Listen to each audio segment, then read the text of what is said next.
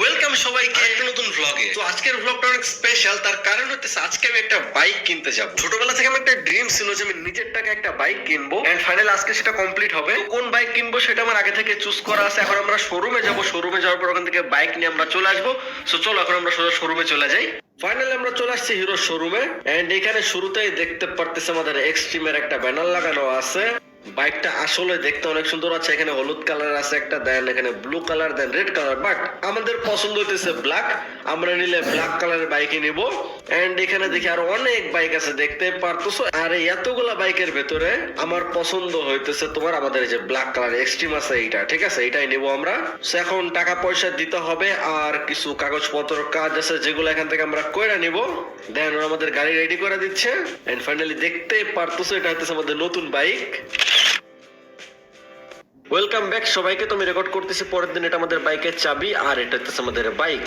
দেখতে পারতেছো বাইকটা আসলে অনেক অনেক অনেক সুন্দর, মানে আমার যা যা দরকার সবকিছু বাইকের ভিতরে আছে। তো চলো তোমাদেরকে বাইকটা দেখাই। প্রথমেই এখানে দেখতে পারতেছো আমাদের বাইকে এবিএস আছে, এন্ড ডিস্কটা দেখতেছো কত বড়, যাই হোক। এন্ড এখানে দেখতে পারতেছো আমাদের জায়ান্ট একটা ট্যাঙ্ক আছে। ট্যাঙ্কটা আসলে অনেক সুন্দর, লাইক এরকম বাল্কি টাইপের ট্যাঙ্ক আমার ভালো লাগে বাইকের ভেতরে, নেকেড বাইকের ভেতরে। সো ইয়া, এটা আমার অনেক ভালো লাগছে। দেন তোমাদেরকে যদি এদিক থেকে দেখাই, এখানে স্প্লিট সিট, এন্ড এটা অনেক সুন্দর। ওভারঅল যদি পুরো বাইকের লুকটা দেখো না ভাই, এক কথায় অস্থির, ঠিক আছে, লাইক মানে আর কিছু বলার নাই ভাই, অস্থির। আমার কাছে অনেক পছন্দ হয়েছে। তোমাদের বাইকটা আমরা স্টার্ট করি। ওকে, তোমাদের একটা জিনিস দেখাবো আমি বাইক অন করার পর। ওকে, সেইখান থেকে জাস্ট একবার লুকটা দেখো, ঠিক আছে, মানে একটা মনস্টার হাসতেছে দেখলে এরকম লাগে। ওভারঅল সবকিছু বললে অনেক সুন্দর। তো তোমাদের সাথে আমি কিছু কথা বলি। টাইমের কারণে পরে আমার ব্লগ কন্টিনিউ করা হয়েছিল না। বাইকে বসার পর এখান থেকে যে ভিউটা আসে না, এটা জাস্ট অসাধারণ। টোটালি বাইকটা আমি 30 কিলোমিটার মতো রাইড করছি, আর আমার কাছে যে এক্সপিরিয়েন্স ছিল খুবই ভালো। এখন আমরা বাইক নিয়ে বের হবো আর কিছুক্ষণ রাইড করব। যেহেতু গাড়ির কাগজপত্র এখনো হয় নাই, একটু টাইম লাগবে গাড়ির কাগজপত্র হইতে, তারপর আমরা রোডে গাড়ি নিয়ে ঘোরাঘুরি করতে পারবো। বাট আপাতত যেখানে সার্জেন্ট টাই ওখানে আমাদের চালাইতে হবে। তো চলো আমরা বাইক নিয়ে বের হই। সো আমি বাইক নিয়ে বের হয়ে গেছি রাস্তায়, আমাদের রাস্তার ওই পারে যাইতে হবে। ওকে চলো, চলে আসছি আমি এই পাশে। তো এখন এখানে আমরা কিছুক্ষণ রাইড করবো, আর দেখি রাইড করে তোমাদের দেখা। রোদের জন্য ভালো মেবি ক্যামেরায় আসতেছে না এটা।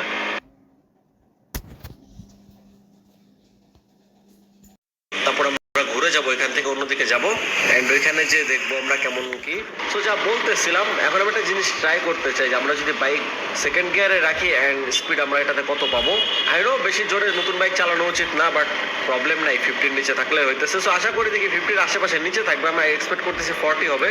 তো চলো আমরা দেখি সেকেন্ড গিয়ারে রেখে আমাদের বাইক আমরা কততে টানতে পারি। আরে ভাই স্পষ্ট দেখা যাইতেছে না এই পাশে। এইদিকে চাচা কোথা থেকে চলে আসলো, গাড়ি স্লো করতে হবে আবার। আচ্ছা ঠিক আছে, আঙ্কেলের জন্য আমরা গাড়ি স্লো করলাম, বাট ইটস ওকে। চলো আমরা আরেকবার ট্রাই করে দেখবো। আই থিঙ্ক 40 প্লাস দিবে। 40 প্লাস তো দিছিল মনে হয়, এর আগে আমি খেয়াল করি না অ্যাকচুয়ালি, বুঝছো। রেকর্ড হয়েছে তোমরা দেখছো, বাট আমি খেয়াল করি নাই। সো আরেকবার ট্রাই করবো আমি। ওকে, সো আমি অন্য একটা রোডে চলে আসছি। এখন চলো আমরা আরেকবার ট্রাই করে দেখি এবার। সো গাড়ি সেকেন্ড গিয়ার আছে, টার্ন দাও দেখি। ওকে 40, 45, 49।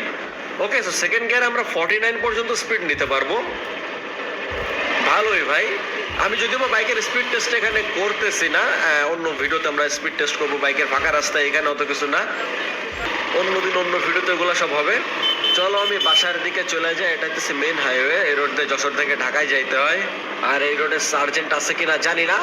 গাড়ির কাগজপত্র যতদিন না কমপ্লিট হইতেছে না, ততদিন রিল্যাক্স আমি গাড়ি নিয়ে সব জায়গায় ঘোরাঘুরি করতে পারতেছি না, এটা একটা প্রবলেম। যাই হোক চলো।